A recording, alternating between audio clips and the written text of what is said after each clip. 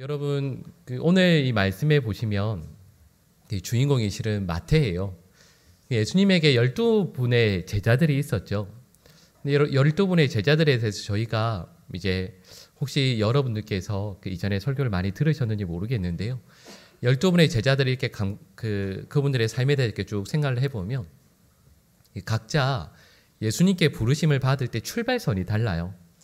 그러니까 어떤 분들은 예수님 앞에 이렇게 나올 때 그 출발선이 아주, 그러니까 왜 우리 100m 달리기 할 때는 모두가 다 동일한 선에 서서 똑같이 이렇게 빵 소리에 다 같이 뛰어갔잖아요.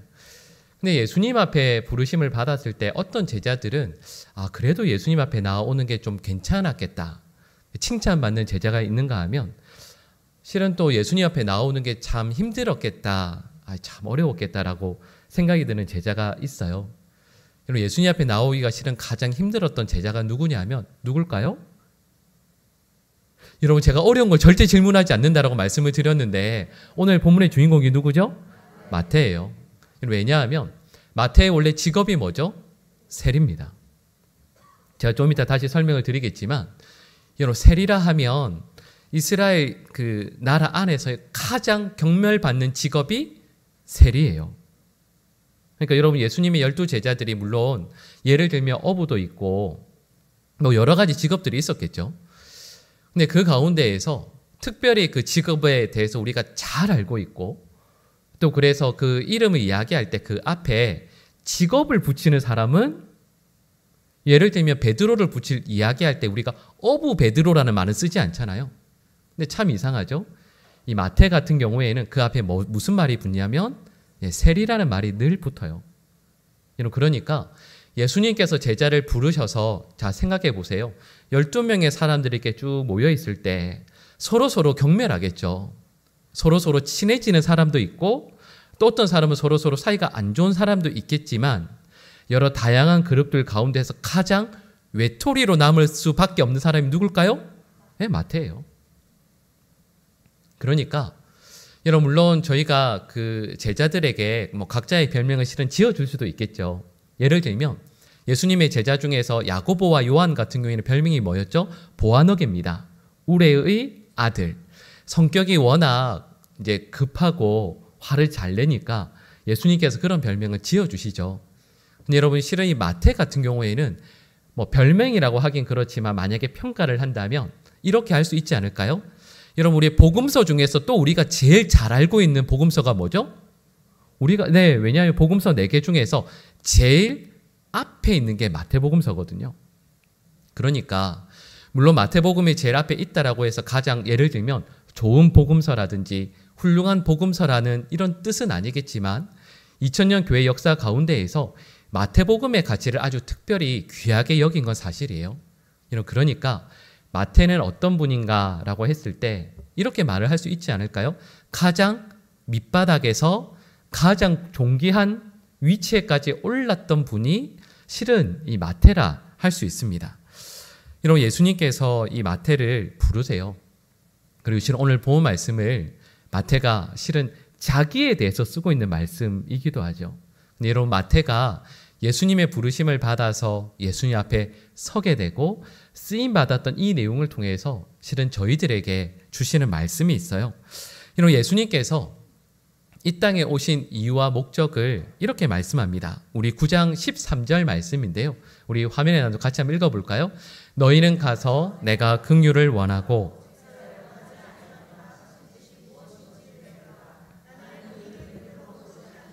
죄인을 부르러 왔노라 하시니라. 아멘. 자, 여러분, 이 말씀을 보시면 예수님께서 누굴 부르러 오셨죠? 죄인을 부르러 오셨다, 이렇게 말씀하고 있습니다. 의인을 부르러 오신 게 아니에요.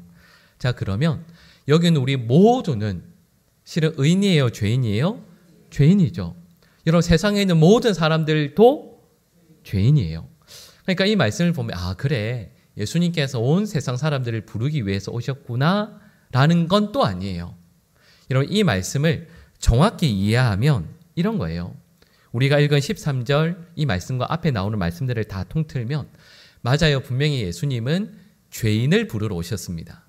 근데 좀 더 정확히 말씀을 드리면 내가 죄인임을 인정하는 죄인을 부르러 오신 거예요. 세상에는 죄인들만 있는 게 아니에요. 우리 모두는 죄인이지만 그 가운데서 내가 죄인이 아니라고 생각하는 사람들이 있거든요. 자, 여러분 여기에서 실은 우리가 읽은 말씀을 보시면 죄인이라는 말이 이미 등장해요. 우리 9장 10절 말씀 같이 한번 읽어볼까요? 같이 읽겠습니다. 예수께서 마태의 집에서 앉아 음식을 잡수실 때에 많은 세리와 죄인들이 와서 예수와 그의 제자들과 함께 앉았더니 아멘. 자, 여러분 이 9장 10절 말씀을 보니까 이미 죄인이라는 말이 나오죠. 여러분 그러니까 여러분 자 죄인은 어떤 사람일까요? 여러분 죄인은 어떤 사람이죠? 네? 아 그죠. 죄를 지은 사람이죠. 아 역시 지혜로워. 죄를 지은 사람이죠, 그죠? 근데 여러분 이게 저희가 일단 죄인이라고 했을 때 이 죄인이라는 말의 그 기준이 실은 여러 가지가 있어요. 여러분 이 마태복음 9장 말씀에 나오는 예수님 당시에 죄인이라고 했을 때 여기는 크게 사람들이 생각하는 일반적인 기준이 있습니다. 그게 뭐냐 하면 여러분 그죠? 예수님 당시에 누구나 이 사람은 죄인입니다. 이 사람은 죄인이 아닙니다라고 할 때 거기에서 말하는 기준이 뭐냐 하면 사회적인 기준이에요. 여러분 이 내용이 뭐냐 하면 이 본문 말씀을 보니까 여기에서 말하는 죄인은 누구죠? 세리와 창기를 의미합니다. 그러니까 세리와 창기 그러니까 실은 이 세리라고 했을 때 이제 세리는 어떤 사람들이냐면 로마 정부를 위해서 일하는 유대인들을 의미해요. 그 당시에 로마 정부가 세금을 걷는데 여러분 세금을 우리가 내는 것 자체가 이게 저항이 아주 거세거든요. 여러분 여기 세금 내는 게 너무 행복한 분 계세요? 아마 없으실 거예요. 여러분 이게 우리나라임에도 불구하고 세금 내는 건 왠지 나의 것을 빼앗기는 것 같거든요. 근데 여러분 더군다나 유대 같은 경우에는 식민 지배 하에 있고 이 로마가 이 유대를 다스리고 있는 것 아니겠습니까? 그러니까 세금을 걷어갈 때 여기에 대한 저항이 아주 거세거든요. 그래서 이걸 막기 위해서 어떻게 하냐면 로마 사람이 세금을 거두게 하지 않고 유대 사람이 거두게 해요.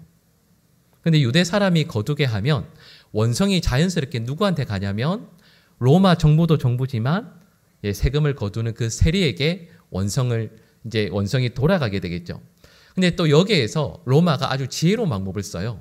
어떻게 하냐면 야 우리한테 세금 거두는 건 이만큼만 내면 돼. 나머지는 너희가 알아서 거두어.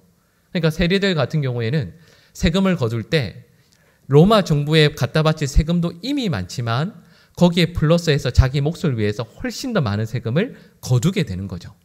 여러분 이 방법을 쓰면서 유다 백성들의 원성이 자연스럽게 세리들에게 가게 됩니다. 그래서 이 유다 사람들이라고 하면 이스라엘 사람들이라고 하면 모두가 이 세리들을 경멸해요. 엄청나게 미워하고 경멸하죠. 그래서 회당 출입 당연히 못합니다. 여러분 예를 들면 세리들은 성전에 가서 기도하는 게 가능할까요? 불가능할까요? 여러분 실은 이게 근처에라도 오면 안 된다라는 의미는 아니에요. 근데 참 어려워요. 여러분 혹시 기억하실지 모르겠어요. 누가복음 19장 말씀을 보시면 예수님께서 비유로 말씀하실 때 바리새인과 세리가 기도하는 내용 기억나시죠?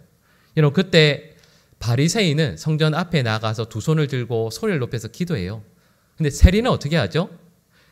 여러분 그 말씀에 어떤 표현이 나오냐면 멀리 서서라는 말이 나와요. 왜 그럴까요? 여러분 우리 왜 운동할 때 야구 같은 경우 이런 거 있잖아요. 홈그라운드가 있고 원정 경기 같은 게 있잖아요.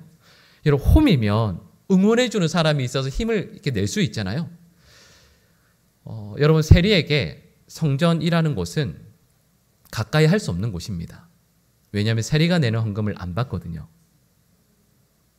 그러니까 여러분 여기에 이 성전에 세리가 어떤 것도 기여할 수 없어요. 나와는 거리가 먼 데죠. 그러니까 거기에 서서 두 손을 들고 기도할 수가 없어요. 그러니까 여러분 이스라엘에서 죄인이라고 하면 말씀드린 창기와 세리를 의미합니다.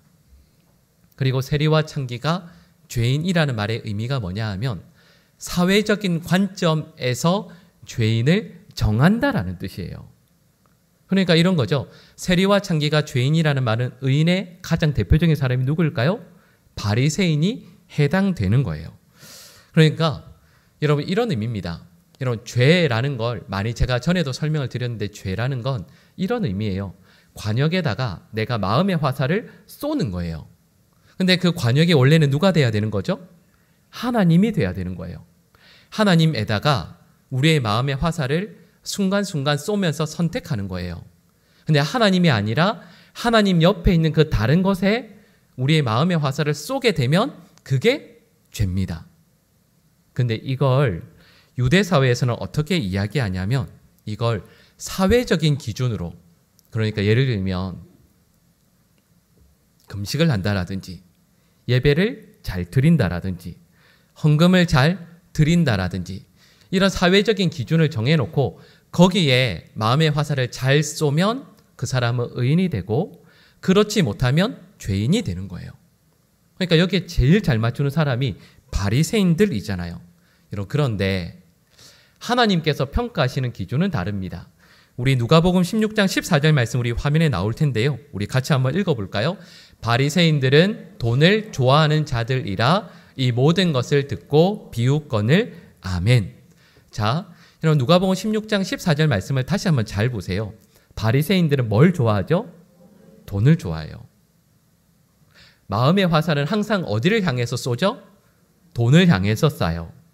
여러분 이게 하나님께서 보실 때 바리새인들은 마음의 화살을 돈을 향해 쏴요. 이게 영적인 기준이에요. 근데 사람들이 볼 때 사회적으로는 마음의 화살을 어디에 쏘는 것 같죠? 하나님께 쏘는 것 같거든요. 실제로는 아니에요. 말씀드린 하나님께 쏘는 것의 표현인 예를 들면 헌금이든 예배 참석이든 금식이든 이런 것들에 이 사람들은 쏘고 있는 거죠. 그러니까 여러분 이걸 뒤집어 이야기하면 이런 뜻입니다. 하나님의 기준에서 볼 때 바리새인들은 의인이에요? 죄인이에요? 죄인이에요. 그럼 다르게 이야기하면 여기 나오는 세리는 의인일까요? 죄인일까요? 네, 세리도 여러분 세리라고 해서 여러분 오늘 말씀에 나오는 마태가 세리인데 예수님에게로 왔다고 해서 세리들이 다 의인도 아니에요. 오히려 세리들이 사회에서 지탄을 받으면서 오히려 하나님으로부터 멀어질 수 있는 거죠. 그러니까 중요한 것은 하나님의 기준으로 볼 때 실은 모두가 죄인인 거예요. 근데 그 가운데에서 하나님에게로 마음을 향하고 마음의 화살을 쏘는 사람을 우리 주님께서 찾으시는 거죠. 그래서 실은 지난 주일에 저희가 나사로에 대한 말씀을 나누었잖아요. 나사로의 뜻이 뭐라고요?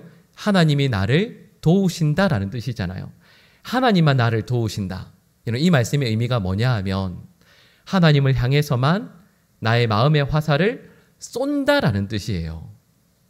그러니까 나사로가 천국으로 그 삶이 향하게 되는 거죠. 근데 반대로 바리새인 같은 경우에는 자기가 죄인됨을 전혀 인정하지 않습니다. 그러니까 오늘 본문에서 말씀하고 있는 내용은 명확해요. 예수님께서 마태를 부르시잖아요. 예수님께서 마태를 부르신다라고 했을 때 여기에 전제 조건이 있습니다. 그게 뭐냐 하면 뒤에서도 저희가 처음 읽었던 말씀도 그렇지만 마태가 하나님 앞에서 내가 죄인됨을 늘 인정하고 고백하고 있었다라는 게 전제가 되는 거예요. 자, 왜냐하면 자 생각해 볼까요? 여러분 오늘 말씀드렸던 것처럼 이 본문 말씀이 마태가 자기에 대해서 쓰는 본문이에요. 자서전적인 본문이죠. 자, 그럼 여러분 오늘 본문 우리 9장 9절 말씀 우리 한번 같이 읽어볼까요? 우리 화면에 나오는데요. 같이 읽겠습니다. 예수께서 그곳을 떠나 지나가시다가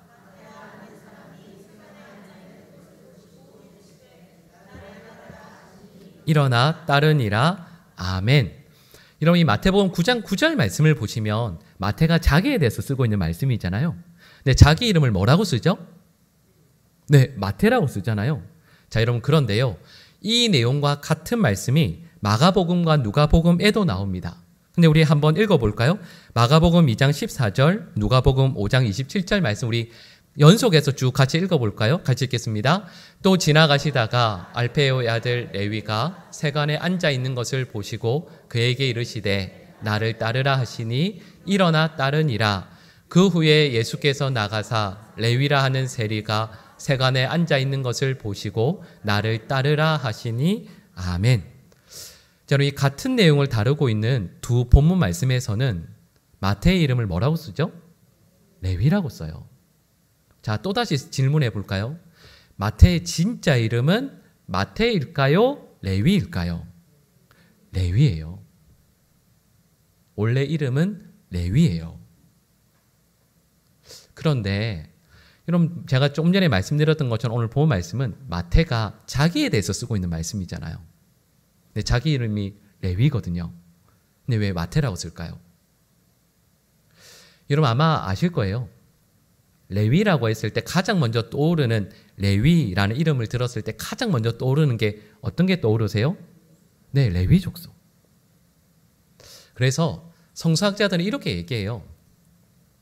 예수님의 제자 사도 마태가 그 지파가 어느 지파였을까요? 네, 레위 지파요. 아버지가, 여러분 근데 레위 지파라고 해서 그 아들의 이름을 아버지가 무조건 레위라고 짓는 건 아니잖아요. 근데 또 왜 레위라고 지었을까요? 내 아들이 레위 지파와 같이, 이런 레위 지파에서 아론의 후손들은 제사장으로 쓰임받고 나머지 사람들은요 성전에서 쓰임받아요. 만약에 성전이 아니라 할지라도 각자가 살아가고 있는 그 도시에서, 삶의 자리에서 거룩하게 쓰임받죠. 아버지의 원함이 뭐였을까요? 내 아들이 반드시 하나님 앞에 존귀하게 쓰임받는 하나님의 사람 되기를 간절히 구하면서 아들의 이름을 지었을 거예요. 그리고 또 이 말은 무슨 의미일까요? 그러니까 이걸 여러분 쉽게 이야기하면 아들의 이름을 그렇게 짓고 아버지가 아들을 교육하잖아요. 교육할 때 어떤 교육을 시켰을까요?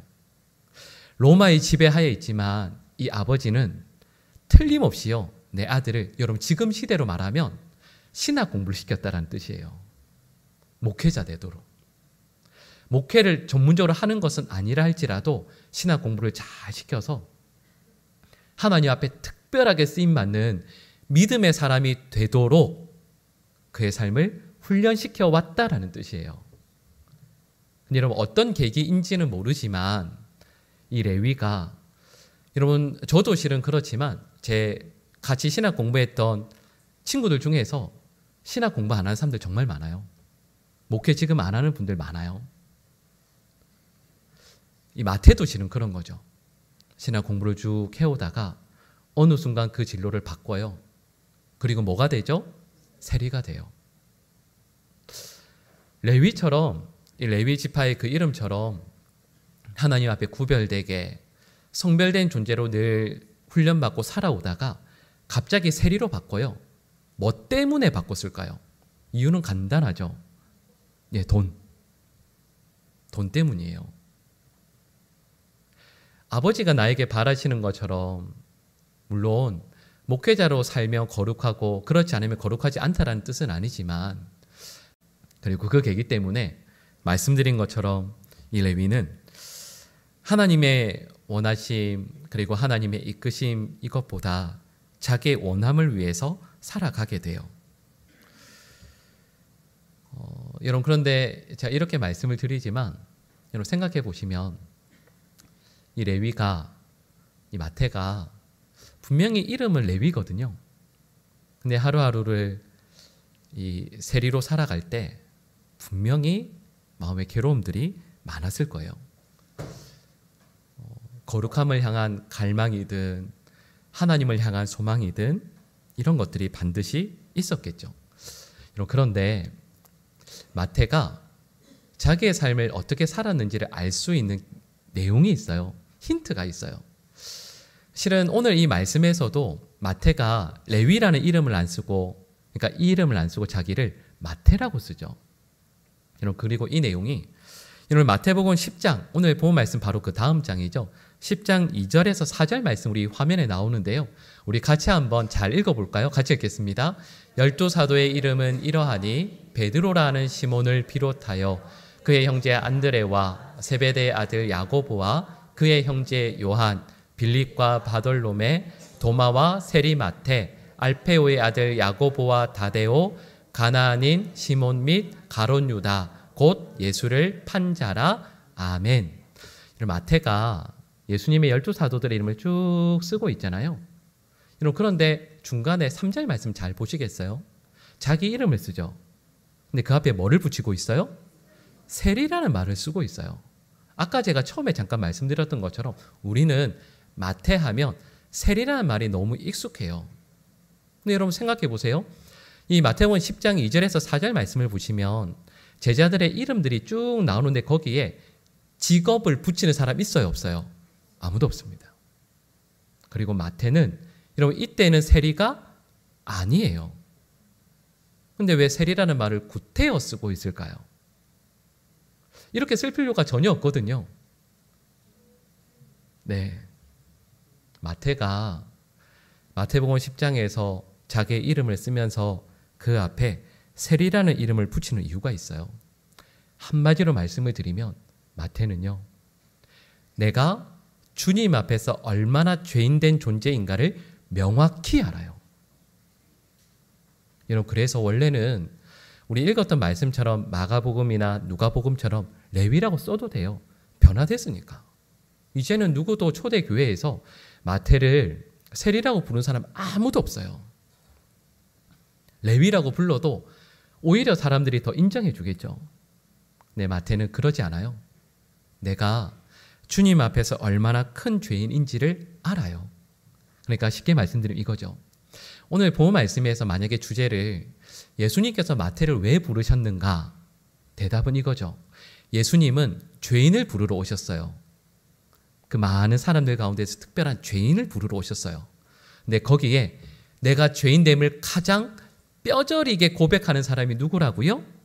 마태라는 거예요. 하루하루를 내가 주님 앞에서 얼마나 악한 죄인인지를 뼈저리게 고백하는 사람이 마태거든요. 이 이유 때문이에요. 그런데 여기에 더해서 실은 예수님께서 그를 찾아오셨다라는 것도 있습니다. 우리 마가복음 2장 13절에서 14절 말씀 우리 같이 한번 읽어볼까요? 예수께서 다시 바닷가에 나가심에 큰 무리가 나왔거늘 예수께서 그들을 가르치시니라. 또 지나가시다가 알페오의 아들 레위가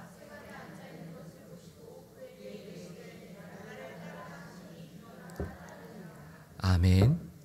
여러분, 실은 이 마가복음 2장 말씀과 오늘 마태복음 말씀은 조금 달라요. 마태복음 말씀에서는 그냥 예수님께서 지나가시다가 마태를 부르신 것처럼 나와요. 그래요, 여러분. 그런데 마가복음은 좀 다르죠. 2장 13절과 14절 말씀을 천천히 잘 읽어보세요. 13절 말씀을 보면 이런 내용이에요. 예수님께서 바닷가에 나가시죠.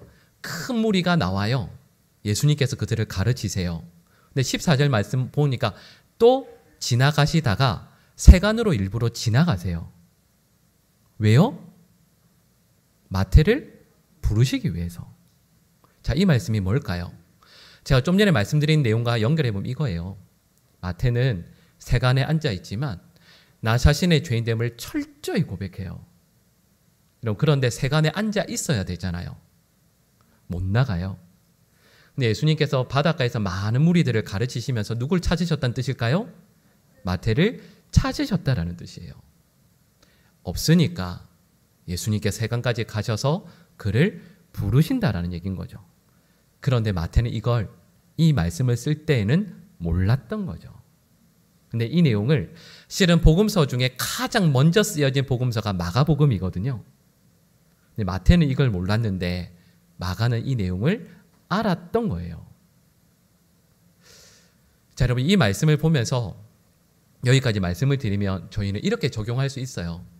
아, 예수님께서 죄인을 부르러 오셨는데 여기는 많은 성도들 가운데서도 예수님께서 특별히 부르시고 찾으시는 분이 있어요. 어떤 분을 찾을까요? 누굴 찾으러 오실까요?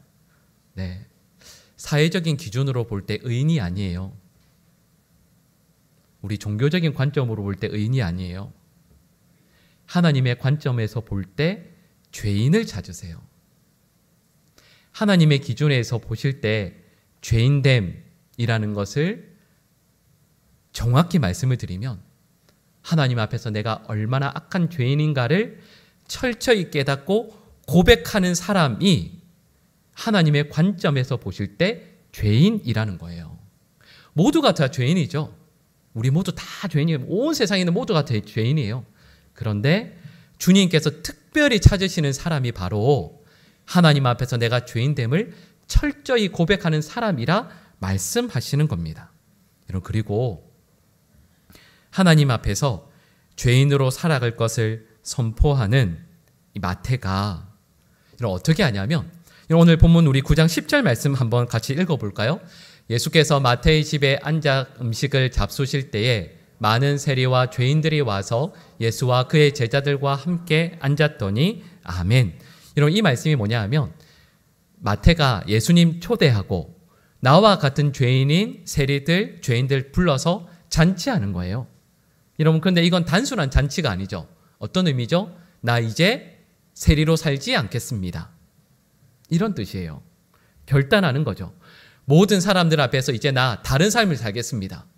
사람들 앞에서 그리고 예수님 앞에서 서약하는 거예요. 옛 생활과 작별하는 거죠. 여러분, 이거 우리말로 하면 왜 우리 세례식 할 때 어떻게 하죠? 실은 세례식이라는 의미가 뭐냐 하면 우리 교회, 공교회 성도들 앞에서 하나님 앞에서 예수 그리스도만을 나의 구주로 믿고 섬기겠습니다라는 걸 약속하는 거잖아요. 지금 그러니까 이 말씀은 마태가 예수님 앞에 모시고 성도들 앞에 모셔놓고 이전의 삶으로 결코 돌아가지 않겠노라 결단하는 거예요. 그리고 이걸 앞서 말씀 내용대로 쭉 말씀드리면 한마디로 말씀드린 이거예요. 마태가 이제부터 내 마음의 화살을 누구에게만 쏘겠다고요? 예수님에게만 쏘겠다라고 결단하는 거예요. 주님 앞에서 죄인으로서요, 철저히 내가 죄인임을 깨달아요. 그래서 이제부터 내 마음의 화살을 오직 주님께로만 향하겠다라는 걸 결단하고 쏘기 시작하는 거예요. 여러분, 그래서 실은 이게 마태라는 이름의 뜻이 뭐냐 하면 하나님의 선물이라는 뜻이에요. 여러분, 실은 이제 그 4개 복음서들마다 특징이 있어요. 예를 들면 누가복음은 누굴 위한 복음서라고 이야기하죠? 이방인, 여인, 사회적으로 약한 분들을 위한 복음서라고 이야기해요. 그런 내용이 많이 나오거든요. 요한복음은 영적인 복음서라고 이야기해요. 마태복음은 누굴 위한 복음서죠? 유대인을 위한 복음서예요. 근데 여러분, 이상하지 않으세요? 여러분, 제가 제일 처음에 이런 말씀 드렸잖아요. 예수님의 모든 제자 중에서 유대인과 가장 거리가 먼 사람이 누구예요? 마태예요. 유대인이라고 하면 가장 치가 떨릴 사람이 누구죠? 마태예요. 세리였잖아요. 가장 많은 경멸 받았잖아요. 가장 많은 무시를 받았기에 유대인이라고 하면 여러분, 그 유대인을 위해서 복음서를 왜 써요? 다른 사람이 써야지. 근데 마태가 써요. 여러분, 말씀드렸던 것처럼 마태가 유대인들을 위해서 복음서를 써요. 그리고 참 이상한 게 뭐냐 하면 마태복음을 보면 다른 복음서들과는 다르게 구약 인용을 제일 많이 인용해요. 구약 성경을. 무슨 뜻이죠? 구약 성경을 가장 열심히 공부했다라는 뜻이겠죠. 여러분, 무슨 의미일까요? 앞서 제가 말씀드렸잖아요. 하나님의 종으로 부르심을 받기 위해서 늘 훈련받았거든요. 그리고 예수님으로 인해서 부르심을 받고 난 이후에도 유대인들을 위해서 자기 온 마음을 내어놓거든요. 그래서 자기를 가장 경멸했던 유대인들을 위해서 복음서를 써요. 여러분, 우리 마태복음 1장 1절 우리 화면에 나올 텐데요. 우리 같이 한번 읽어볼까요? 같이 읽겠습니다. 아브라함과 다윗의 자손 예수 그리스도의 계보라. 아멘. 여러분, 이걸 마태가 가장 먼저 써요. 여러분, 또다시 질문해 볼까요? 원래 마태는 마태복음 1장 1절에 해당돼요? 안 돼요? 원래 세리는 해당이 돼요? 안 돼요? 안 돼요. 아까 말씀드렸잖아요. 세리는 유대인 아니에요. 누구도 그렇게 얘기 안 해요. 원래 마태가 그런 사람이었어요. 근데 예수님께서 그를 불러주시잖아요. 불러주신 것 때문에 마태복음 1장 1절 말씀을 은혜 가운데 쓸 수 있게 돼요. 자, 여러분, 제가 이 말씀을 쭉 드린 이유를 아실 거예요. 하나님 앞에서 내가 죄인됨을 철저히 고백하는 사람은 마태가 누리는 이런 은혜, 이런 복들을 누릴 수 있게 됩니다. 여러분, 저와 여러분들이 해야 될 것은 많은 사역들, 많은 일들도 정말 감당해야 되지만 예수님께서 마태를 부르실 때 우리에게 말씀해 주시는 게 있어요. 여러분, 우리는 종교적인 관점에서라든지 사회적인 관점에서 죄인이 아니에요. 물론 그럴 수 있겠죠. 그러나 하나님 앞에서 우리가 얼마나 죄인인가를 철저히 깨닫고 그것 때문에 하나님의 은혜 앞에서 울고 하나님을 찾고 찾을 때 예수님께서 오셔서 이렇게 말씀해 주시는 거예요. 얘들아, 나는 여기는 많은 사람들 가운데에서 자기가 죄인됨을 철저히 깨달아 통곡하며 눈물 흘리는 그 사람 찾으러 왔다. 이렇게 말씀하시는 거예요. 여러분, 그러면 바로 그 사람에게 우리 주님께서 그를 주님의 제자로 불러주시고 주님의 나라와 그 영광을 누리는 하나님의 백성으로 세워주시는 거죠. 여러분, 그리고 저는 이런 은혜와 복을 받는 우리 모든 주의 백성들 될 수 있기를 간절히 축복합니다. 여러분, 실은 우리 모두는 주님 앞에 설 때마다 우리가 얼마나 죄인인지를 늘 고백해야 돼요. 주님께서는 절대 의인을 부르러 오신 게 아니에요. 모두가 죄인인데, 모두가 죄인인 가운데에서도 내가 얼마나 죄인인가를 처절하게 고백하는 바로 그를 위해서 오셨다 말씀하시거든요. 여러분, 우리 주님 앞에서 늘 우리가 영적 기준으로 볼 때 늘 죄인임을 고백하고 우리 마음의 화살을 주님께로만 향할 수 있는 하나님의 사람들 될 수 있기를 간절히 축복합니다.